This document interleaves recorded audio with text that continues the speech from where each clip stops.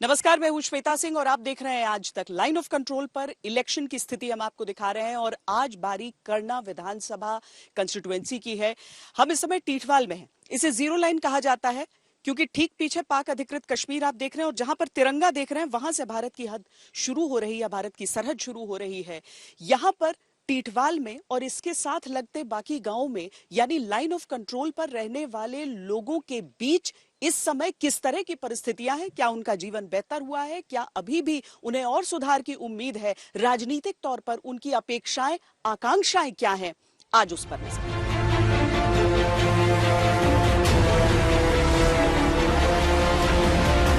जहां ठीक सामने दिखता है पाकिस्तान,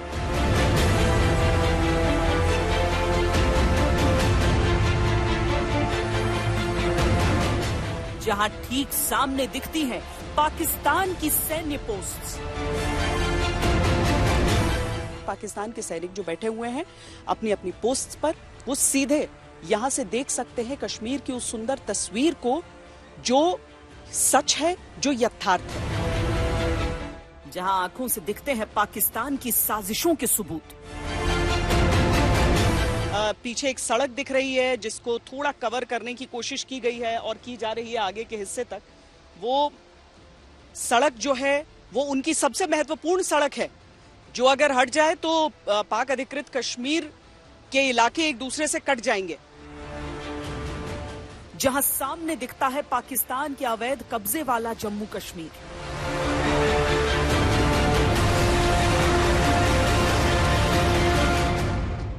पाकिस्तान ऑक्यूपाइड कश्मीर का वो हिस्सा है जहां पर आतंकियों की घुसपैठ की पूरा खतरा रहता है और यहां पर भारतीय सेना की आंखें हमेशा सतर्क रहती हैं।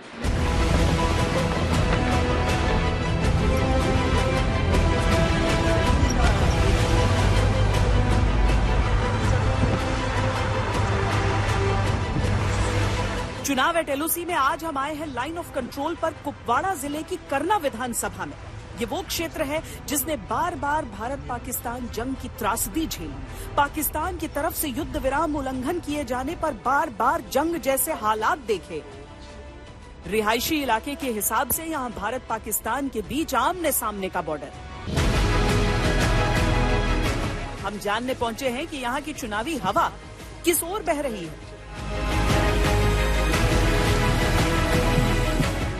भारत सरकार की तरफ से एक नई कोशिश की गई है कि लोग जो हैं देश के बाकी हिस्सों में रहते हैं वो बॉर्डर्स तक आ पाएं। बॉर्डर टूरिज्म के तहत ये होता है और यहाँ पर जहाँ टीटवाल में हम इस समय हैं, यहाँ अजमत हिंद जिसका निर्माण अभी हुआ है। कब हुआ है सर, और इससे क्या लोकल्स में आप लोगों को फायदा हो रहा है? जी मैम, इसका इसी साल पिछले महीने में हमारे इनॉग्रेशन हुआ है अजमत हिंद का।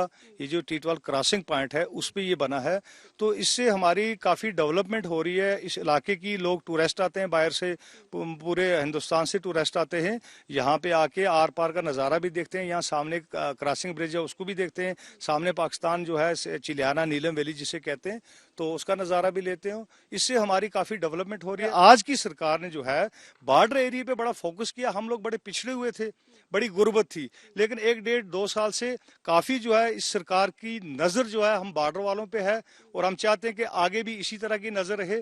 तो सीज फायर को लेके हम कहेंगे ये रहना चाहिए, तभी हमारी डेवलपमेंट। आप लोग तीनों टीचर्स हैं, पढ़ाई लिखाई और शिक्षा व्यवस्था को लेकर क्या चीजें बेहतर हो रही हैं या आप लोग और बेहतर चाहते हैं? नहीं मैडम, काफ़ी बेहतर हो रही है। जैसे पहले जो होती थी, मतलब अभी बहुत ज़्यादा इम्प्रूवमेंट हुआ है नई सरकार बनने से, तो अभी फिलहाल तो अच्छा ही चल रहा है। हमारे गांव में पिछले 3 साल हो गए लगभग सिग्नल चले हुए। तो इससे ये है कि अगर कुछ स्टूडेंट कुछ डाउट कुछ क्लास इन्वायरमेंट में अगर उसको कुछ समझ नहीं आता है, वो इंटरनेट यूज़ करके वो अपने डाउट्स क्लैरिफाई करता है। देश की सुरक्षा के लिहाज से ये बेहद संवेदनशील क्षेत्र है। यहाँ से भारतीय जवानों की आंखें पाकिस्तान की कारगुजारियों पर लगी रहती हैं और पाकिस्तान भारत पर आंखें गड़ाए रहता है। ऐसे हालात में इस क्षेत्र के लोगों की जिंदगी बीतती। अब चुनावों का मौसम है तो उसके मुद्दे भी उनके मन में।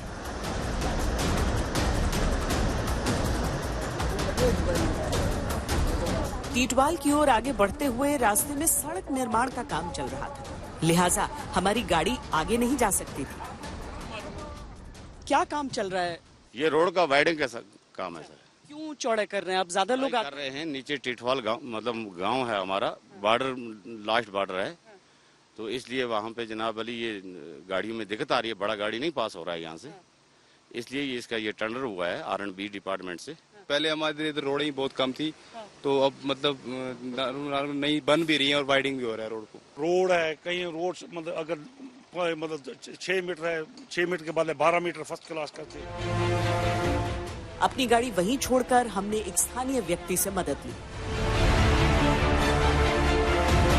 क्योंकि रोड में बीच में काम चल रहा है तो हमें टीटवाल गांव की ओर जाते हुए अपनी गाड़ी छोड़नी पड़ी है और हमें लेकर जा रहे हैं। साहब, आपका नाम क्या है? जी, मेरा अदरीस मलिक। इदरीस मलिक आपका नाम है। बहुत शुक्रिया आपका कि आप हमें लेकर जा रहे हैं वहां तक। ये बताइए कि यहाँ पर कैसा मतलब सड़कें अब बन रही हैं, आप लोगों को आसान हो रहा है या फिर मुश्किलें हैं?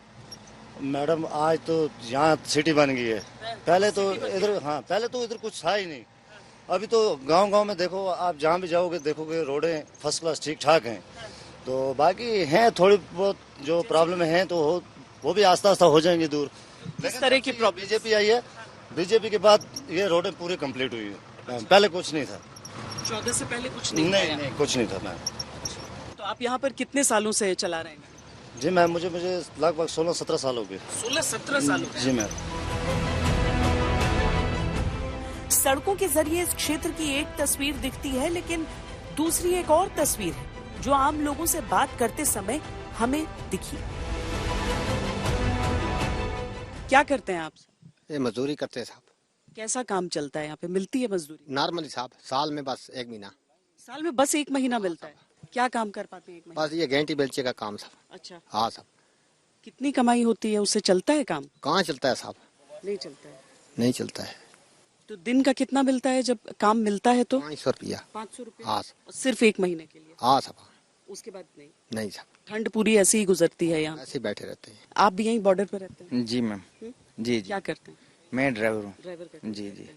कितने साल हो गए? मुझे हो गए 14 साल। अच्छा। जी मैम। कमाई ठीक होती है? अब है थोड़ी बहुत, उसी में गुजारा तो करना पड़ता है। पर आप चाहते हैं कि बेहतर हो? बिल्कुल बिल्कुल मैम, और ज्यादा से ज्यादा आए टूरिस्ट इधर, अच्छा हो, लोगों का काम भी बढ़ जाएगा। करना सीट पर तीसरे चरण में 1 अक्टूबर को वोट डाले जाएंगे। इस सीट पर मुकाबला त्रिकोणीय है। जानकारों के अनुसार टक्कर नेशनल कॉन्फ्रेंस, PDP और बीजेपी के बीच है।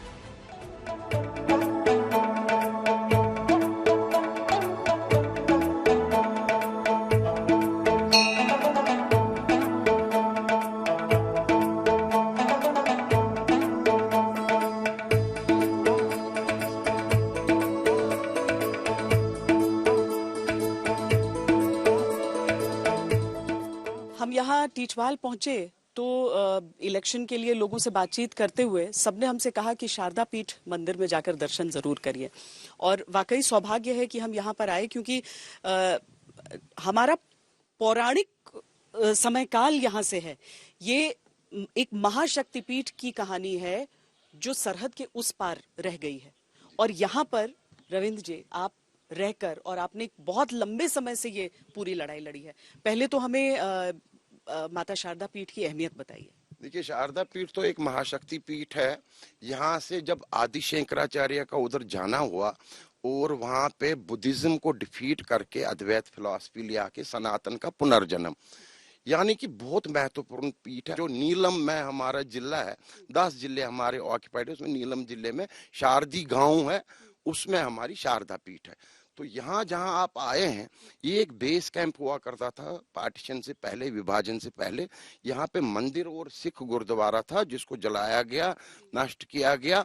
और 2021 में जब हम निकले हैं इस खोज में कि हम 2006 से वैसे इस संघर्ष में है कि शारदा पीठ को खुलवाया जाए, तो प्रधानमंत्री से भी बात हुई है, NSA साहब से भी बात हुई है, सभी मंत्रियों से जो कंसर्न मंत्रालय है बात हुई है। तो एक ट्रीटी हमारे बीच में इस टाइम में पाकिस्तान और इंडिया के बीच में, जो LOC परमिट जिसको कहते हैं, वो जो डिवाइडेड फैमिलीज यहाँ पे आप देख रहे हैं ना, जो अचानक डिवीजन हुआ वो नेहरू टाइम पे, पार्टीशन टाइम पे, कुछ एक भाई उस तरफ रह गया दरिया के उस तरफ, एक भाई इस तरफ रह गया, एक बहन उधर रह गई। ऐसे करके इंडिया और पाकिस्तान ने वो मुशर्रफ एंड वाजपेयी जो अपना आगरा समिट हुआ था उसके बाद 2005 से जा रहे हैं लोग और उधर के भी इधर आ रहे हैं। तो हम उसमें एक संशोधन चाहते हैं कि उसमें आप यात्राएं भी, रिलीजियस टूरिज्म को बढ़ावा दीजिए, हेरिटेज टूरिज्म को बढ़ावा दीजिए। तो वो संघर्ष जारी है। उसमें हमने उधर के लोग भी एक सिविल सोसाइटी क्रिएट करी, करीब 150 मेंबर है हमारे, वो आते भी हैं दरिया के उस किनारे पे हमें स्वागत करने। किशनगंगा नदी के उस पार से आपसे बात। यस, वो आते हैं। ये अभी स्थिति हो गई है मंदिर की, ये अभी जर्जर हालत में, इस हालत में है वो मंदिर। और ये तस्वीर जो आप देख रहे हैं 2016 की, जब हमने पहली बार फूल चढ़ाए वहां पे, उन मुसलमानों ने फूल चढ़ाए, वहां एक भी हिंदू नहीं है 10 जिला में, उन मुस्लिम्स ने फूल चढ़ाए हैं जो हमारे साथ इस संघर्ष में मिले हैं उस तरफ के भी। उसके बाद हमने माता की तस्वीर लगवाई, उधर के सुप्रीम कोर्ट का ऑर्डर लिया, डीजी आर्कियोलॉजी का ऑर्डर लिया सैंक्टिटी मेंटेन करने के लिए। काफी कुछ चल रहा है, पर जब तक दोनों सरकारें इस पे आमादा ना हुए कि रिलीजियस टूरिज्म, हेरिटेज टूरिज्म शुरू हो, तब तक रास्ता नहीं खुलेगा। 1948 के बाद किवाड़ बंद है। इसी क्षेत्र में टीटवाल ब्रिज है। इस ब्रिज के साथ भारत पाकिस्तान संबंधों की कई कहानियां जुड़ी हैं। टीटवाल ब्रिज जो है वो उन 5 पॉइंट्स में से एक है जो भारत और पाकिस्तान के बीच एक संपर्क का जरिया है, लाइन ऑफ कंट्रोल पर। अब लंबे समय तक इस ब्रिज के जरिए ही कोई भटक कर अगर आ जाया करता था पाकिस्तान का आम नागरिक, और भारत की तरफ से कोई गांव वाला भटक कर उस तरफ चला जाता था, तो उनके आदान प्रदान का जरिया यही ब्रिज बनता था। हालांकि कोविड के बाद से ऐसा कोई आदान प्रदान यहाँ पर नहीं हुआ है। सीधे पाकिस्तान में कोई भी आता है, वहां भी चूंकि टूरिज्म के लिए ये खुला हुआ है हिस्सा, कोई भी आता है या फिर पाकिस्तान के सैनिक जो बैठे हुए हैं अपनी अपनी पोस्ट पर, वो सीधे यहां से देख सकते हैं कश्मीर की उस सुंदर तस्वीर को जो सच है, जो यथार्थ है। वरना तो 47-48 से लेकर आज तक पाकिस्तान की साजिशी आंखें कश्मीर की ओर उसे तोड़ने के लिए ही देखती रहती हैं। ये टीटवाल का हिस्सा, और दूसरी तरफ जो है वो नीलम वैली, जहां पर आप सीधे वी लव नीलम लिखा हुआ देख लेंगे। तो पाकिस्तान ऑक्यूपाइड कश्मीर का वो हिस्सा है जहां पर आतंकियों की घुसपैठ की पूरा खतरा रहता है, और यहां पर भारतीय सेना की आंखें हमेशा सतर्क रहती हैं। यहां के गांव वालों की नजरें भी बहुत पैनी किसी भी घुसपैठिए के लिए तैयार रहती हैं। इस पुल का निर्माण तत्कालीन जम्मू कश्मीर रियासत में 1931 में किया गया था। 1947 में हुए भारत पाक विभाजन और इसके कारण हुए विस्थापन की त्रासदी का मूक गवाह ये पुल रहा। भारत और पाकिस्तान के बीच सभी युद्ध को इस पुल ने देखा है।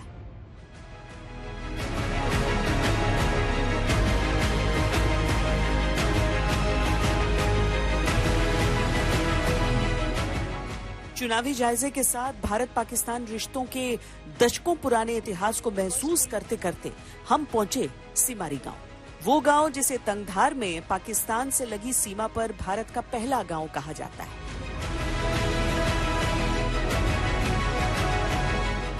पहला जो वोटिंग का वो बनता है वो इसी में बनता है, जो इलेक्शन में वोट डालते हैं। हाँ, पहला पोलिंग बूथ जिसको कहते हैं यही है। हाँ, आप वोट डालते हैं ना? हाँ। कितनी उम्र हो गई आपकी? हमारी 80 समझो, 80 से कम ही हो गई। हाँ। हाँ। कैसा है यहाँ पे? ये सामने पाकिस्तान रहा? ये पाकिस्तान। हाँ। ये इंडिया एकदम आमने सामने है। बस ये आमने सामने वो पार पाकिस्तान। हाँ। अभी ठीक है वैसे यहाँ पर अभी शेलिंग वगैरह कुछ? नहीं, ठीक है, ठीक है, ठीक है। हाँ। आप क्या बोलते हैं, कसको वोट कसको डाल दें? सब आंखों से दिखता है यहाँ। 1948 में पाकिस्तान की तरफ से किया गया छल भी और आज की उसकी बुरी नीयत भी। पाक ऑक्यूपाइड जम्मू कश्मीर भी सामने दिखता है और आतंकियों की लॉन्च पैड बन चुकी नीलम वैली भी। देश के पहले गांव सिमारी और विधानसभा की करना कंस्टिट्यूएंसी से आज के लिए इतना ही। शेख दाऊद और कैमरा पर्सन सैयद मोहसिन के साथ मुझे दीजिए इजाजत। देश और दुनिया की बाकी खबरों के लिए आप देखते रहिए आज तक।